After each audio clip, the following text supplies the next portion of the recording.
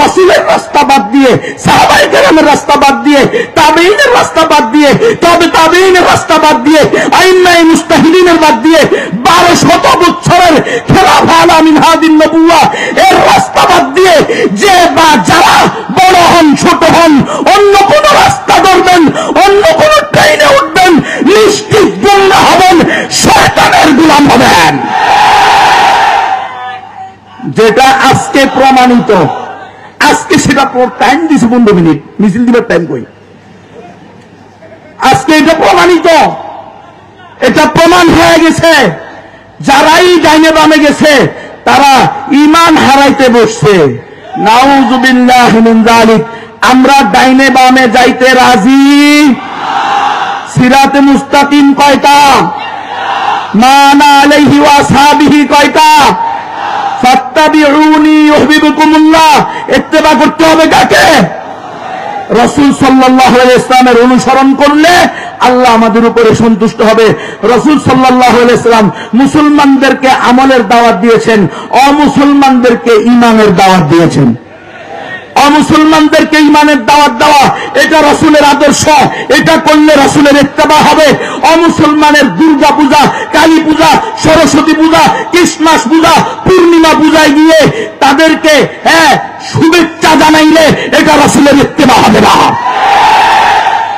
অমুসলমানদের শিরকি আস্থা কুড়ে গিয়ে ওয়ালিয়াযু বিল্লাহ সেখানে আলহামদুলিল্লাহ বলে শুকরিয়া জ্ঞাপন করলে রাসূলের অনুসরণ তো দূরের কথা, ঈমান চলে যাওয়ার আশঙ্কা আছে।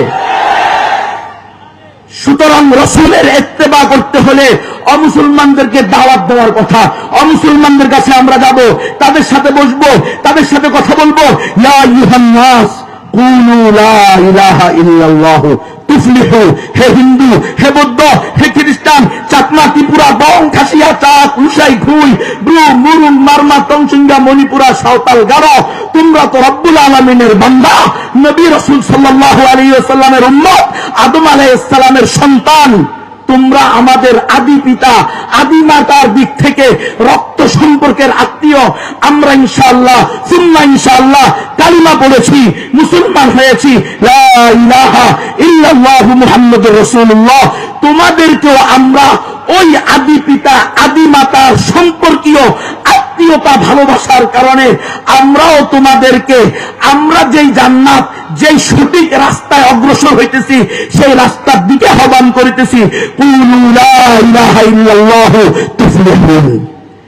এই দাওয়াত দেওয়া হইতেছে না, দাওয়াত দেওয়া হইতেছে আপনারা যেন বুক ফুলিয়ে দুর্গা পূজা পালন করবেন, এটা বলা হইতেছে। নাউযুবিল্লাহি মিন যালিক। আজকে দুর্গা পূজা, কালী পূজা, বিভিন্ন পূজায় গিয়ে হিন্দু নারী পুরুষের কীর্তন, নাচ গান দেখা হইতেছে। নাম মৌলানা সাহেব, নাম শেখুল হাদিস সাহেব, নাম ধর্ম উপদেষ্টা আফম খালেদ সাহেব।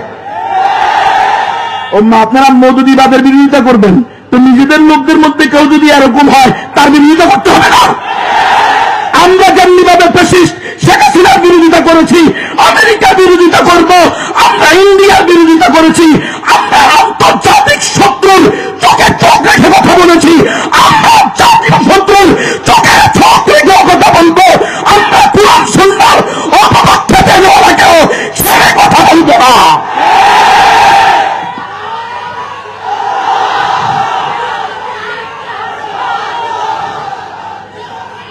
আফম খালেদ সাহেব আমার একজন অন্তরের মুহাব্বতের লোক ছিলেন।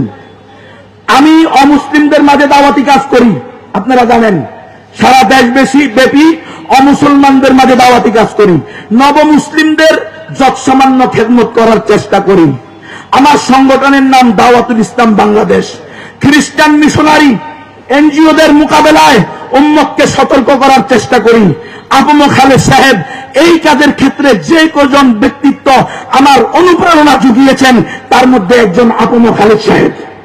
খোদার কসম করে বলতেছি, 5 আগস্টের পরে বাড়িদারা মাদ্রাসায় যখন বিশেষ কমিটির আলোচনা হয়েছে হেফাজতে ইসলামের, সেখানে যে কয়জন লোক আমাদের আলেমদের পক্ষ থেকে একজন প্রতিনিধির নাম চাওয়া হয়েছে, নাম দেওয়া হয়েছে, তাদের মধ্যে আমি একজন গোলামও ছিলাম। মিহিদ্রি সাহেব মনে হয় এখানে আছেন, উনি উপস্থিত ছিলেন সেখানে।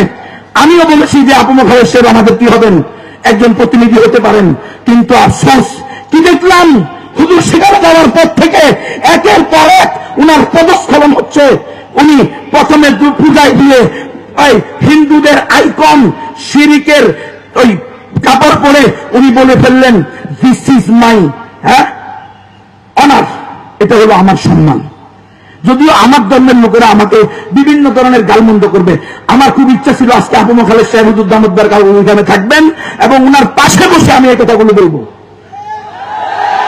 আরে বেটা হক কথা বাপের কোলে বসে বলতে হবে, কিশোর ফাজলামি।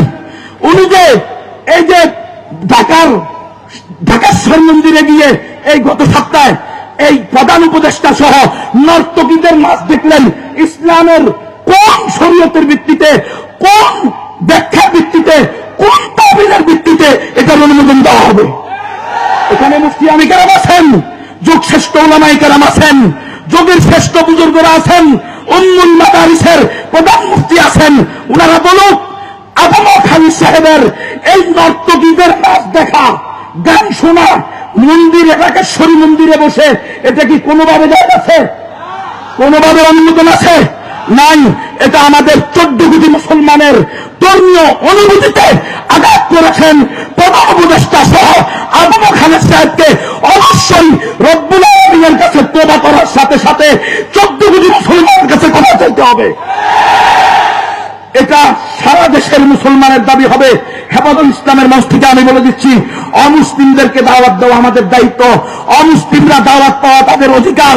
অমুসলিমরা ইসলাম গ্রহণ করবে কি করবে না সেটা কার হাতে? আমরা কাউকে বাধ্য করব না। বাংলাদেশের সংবিধানের 41 নম্বর ধারার 1 নম্বর অনুচ্ছেদের ক, যে কোনো নাগরিক তার ধর্ম পালন এবং প্রচারের অধিকার রাখে। আছে না নাই? আছে। তাহলে কেন কুড়িগ্রামের নাগেশ্বরী থানার হাফেজ ফেরদাউস হাসানকে গত 10-15 দিন ধরে যার পর নাই হেনস্থা করা হচ্ছে? সে দাওয়াত দেয় নাই, কারো মাধ্যমে 2 বোন মুসলমান হয়েছে।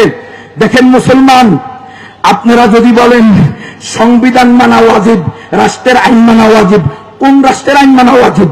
যেই রাষ্ট্রের আইন কোরআনের সাথে সাংঘর্ষিক না, যে রাষ্ট্রের আইন আল্লাহ রাসূলের সুন্নাহর সাথে সাংঘর্ষিক না, সেই রাষ্ট্রের আইন মানা ওয়াজিব।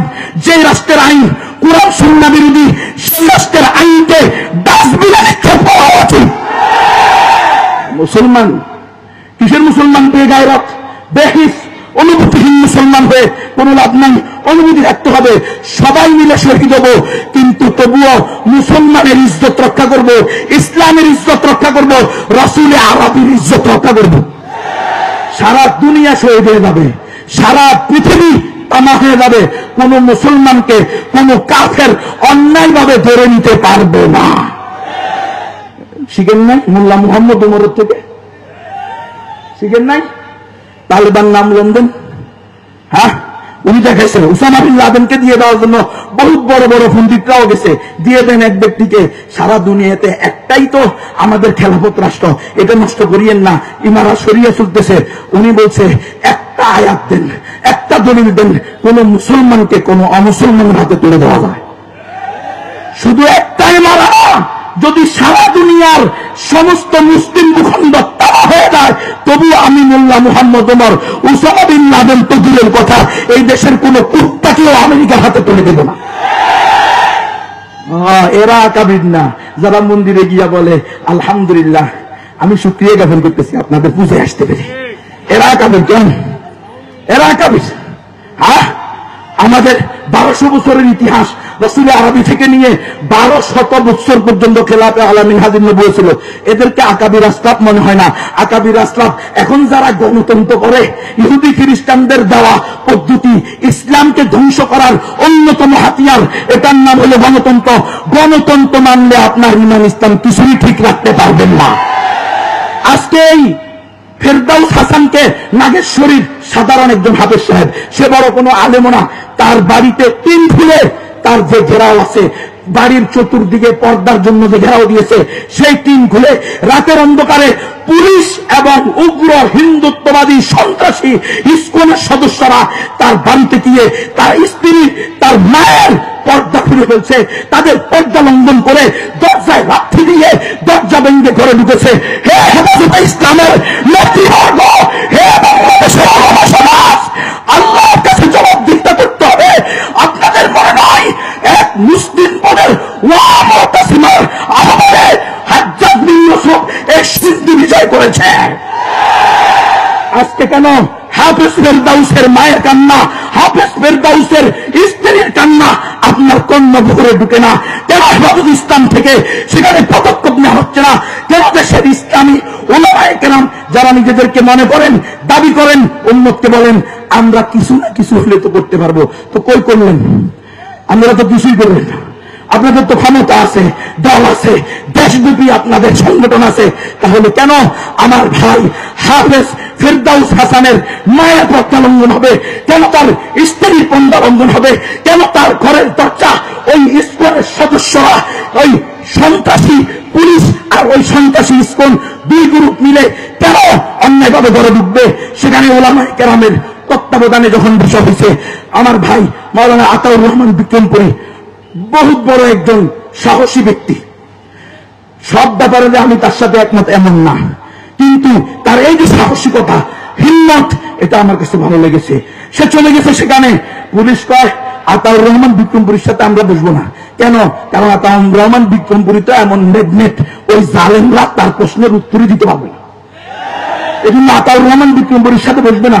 কোন সমস্যা হলো আমাদের এলাকার, আমরা দেখবো এই বেটা সমস্যা তোমাদের এলাকার মানি, মুসলমানের সমস্যা পৃথিবীর যেখানে হবে, মুসলমান শক্তি সামর্থ্য থাকলে সেখানে গিয়ে হিংসা হবে। এটা হলো ইসলামের দাবি, এটা হলো উম্মাহ কনসেপ্ট। মিল্লাত আবিকুম ইব্রাহিম হুয়া সাম্মাকুমুল মুসলিমিন। আমরা মুসলমান, আফগানিস্তানের মুসলমানও আমার ভাই, আরাকানের মুসলমানও আমার ভাই, কাশ্মীরের মুসলমানও আমার ভাই, ফিলিস্তিনের মুসলমানও আমার ভাই। শুধু ফিলিস্তিনে হামলা হইলে সারা দেশের মুসলমানের উপরে জিহাদ ফরজ হয় কে? আর যখন আরাকানে হামলা হয়েছে তখন জিহাদ ফরজ হয় না? ফতুয়া দুই রকম হবে কেন? ফতুয়া সব জামায় একরকম হবে। ফিলিস্তিন যেই কারণে, ফিলিস্তিনে হামলা হওয়ার কারণে জিহাদ ফরজ হয়েছে, একই কারণে আরো বহু বছর পূর্বে আরাকানে হামলা হওয়ার কারণে জিহাদ ফরজ হয়েছে। কথা সব পরিষ্কার রাখতে হবে। আমরা অবিলম্বে এই হাফেজ ফেরদাউসের মায়ের সাথে যে অন্যায় করা হয়েছে, তার বোনের সাথে যে অন্যায় করা হয়েছে, হাফেজ ফেরদাউসের সাথে যে অন্যায় করা হয়েছে, অনতিবিলম্বে প্রশাসনকে আমরা বলবো তাড়াতাড়ি মামলা নেন।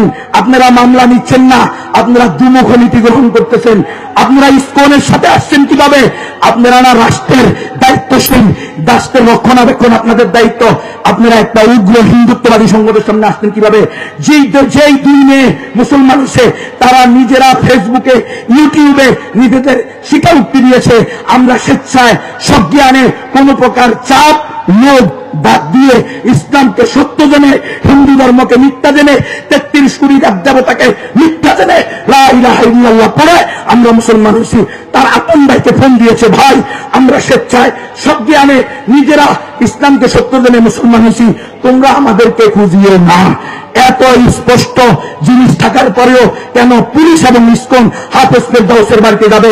মনে রাখবেন উলামায়ে কেরাম, হেফাজতে ইসলাম, যদি আজকে আপনারা এই ব্যাপারে কথা না বলেন, কালকে আপনার স্ত্রীর পর্দা লঙ্ঘন করা হবে, আপনি কথা বলতে পারবেন না।